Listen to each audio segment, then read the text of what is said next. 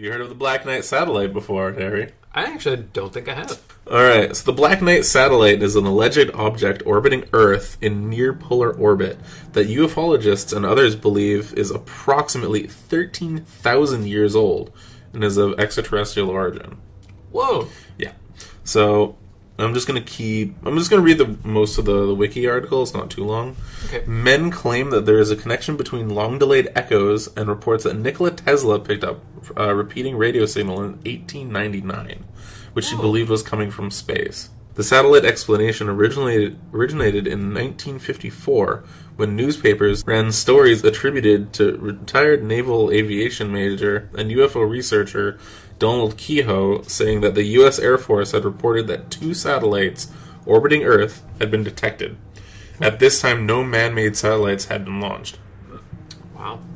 There's a couple pictures of the Black Knight satellite. Look nice and spooky and a little throw. In February 1960, there was a further report that U.S. Navy had detected a dark tumbling object in an orbit inclined at 79 degrees from the equator, with an orbital period of 104.5 minutes.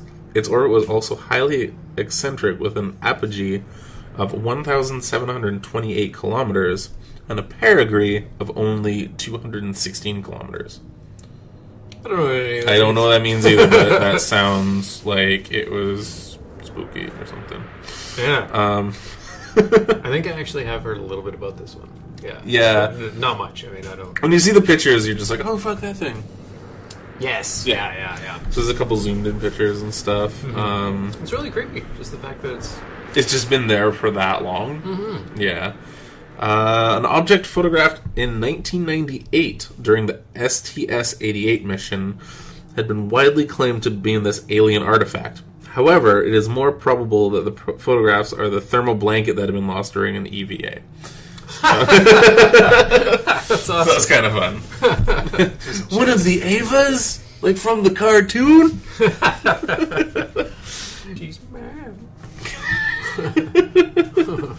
So there have been a few pictures of like this like really creepy black amorphous object just kind of floating around like, in the orbit. There have been weird connections all the way since like 1899. So, and Nikola Tesla was one of those like, I'm fucking here in space shit. Yeah, that's pretty cool. So that's pretty rad. Yeah. So that was that there. It's interesting. Yeah. I wonder if it's anything like that Carl Sagan disc. Like the ones that Megatron had in Beast Wars? Maybe. I'm sorry. Oh, those are the golden discs. Yeah, the golden Never discs. mind. Yeah, the things that Carl Sagan put out there, they're kind of like records that if any extraterrestrials came across them, it's like messages of peace from Earth and stuff. Yeah, and they're like metallic discs, and they got pictures of like basically Adam and Eve. Yeah, and like weird geometry and stuff like that. Yeah, stuff to kind of communicate basically what humanity's all about. I wonder if it's something like that. Like if maybe we go up there and catch that thing, we can find out a little bit about the people who put it there.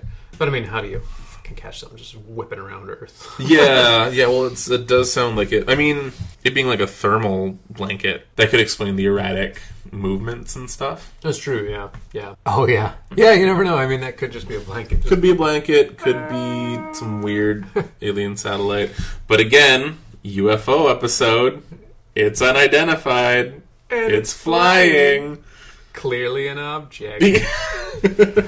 Bam. So that's qualifies. That is just. It's got the name Black Knight Satellite. Knight with a K. Like this is fucking rad. Just sounds pretty fucking cool. One of the earlier recorded UFO tales is actually in Ezekiel from Genesis. Yeah, I believe it was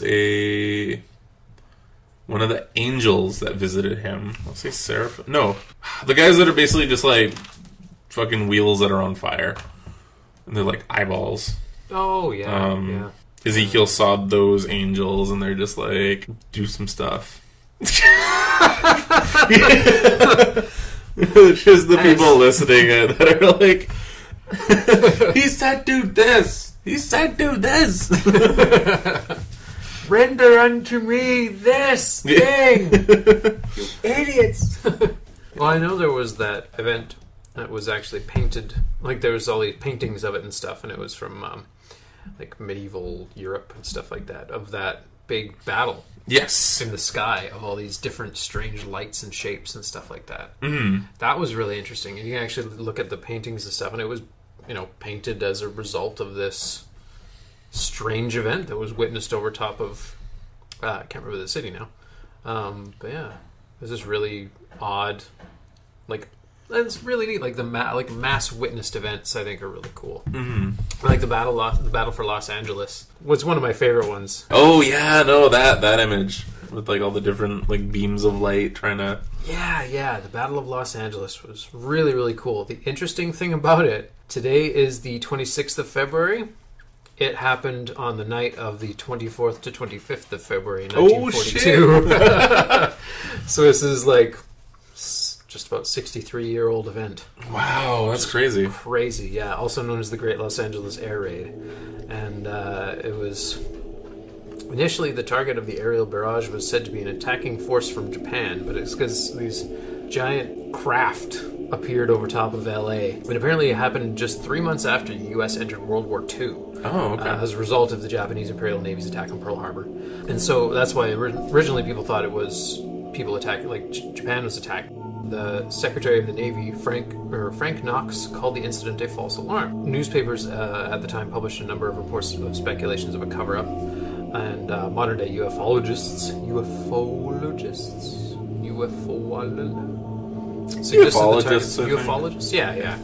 suggested the targets were extraterrestrial spacecraft. When documenting the incident in 1983, U.S. Office of Air Force History attributed the event to a case of war nerves, likely triggered by a lost weather balloon and exacerbated by stray flares and shell bursts from adjoining batteries. So, the weather balloon one. Yeah, I'm just glad it wasn't a radio balloon.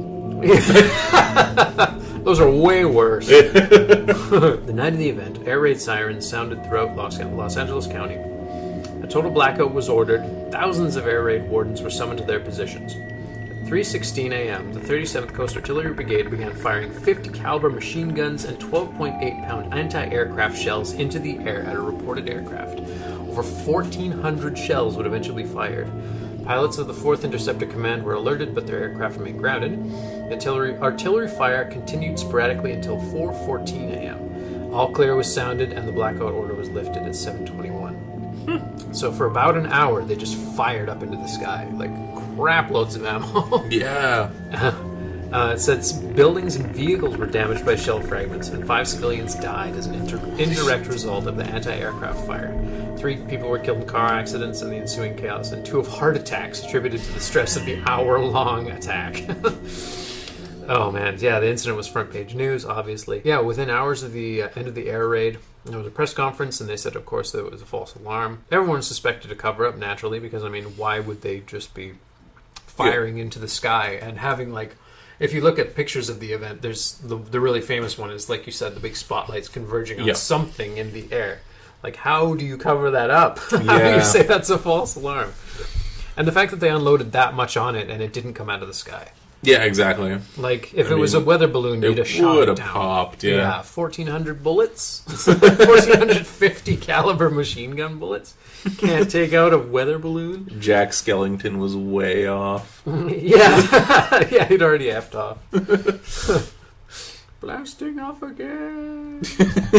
Nothing came down, but there was just something that they saw up there. Mm-hmm. And I don't know, it's one of those things where it's like, if you're going to cover it up, you're going to make everyone super suspicious already. And just, even if they were like, fuck, we don't know. We have no idea what that was. We can't explain it. Yeah, sorry, guys. No kidding, then it would have just been like, oh, okay, well, shit. Yeah. Instead of like, fuck, biggest weather balloon. The biggest. It contained all the weather. It was so bad. That's a really neat idea. Balloons containing weather. Cloud. Yeah. It's gonna rain for months, you asshole. It's a nice little thunderstorm we got, just pop. That'd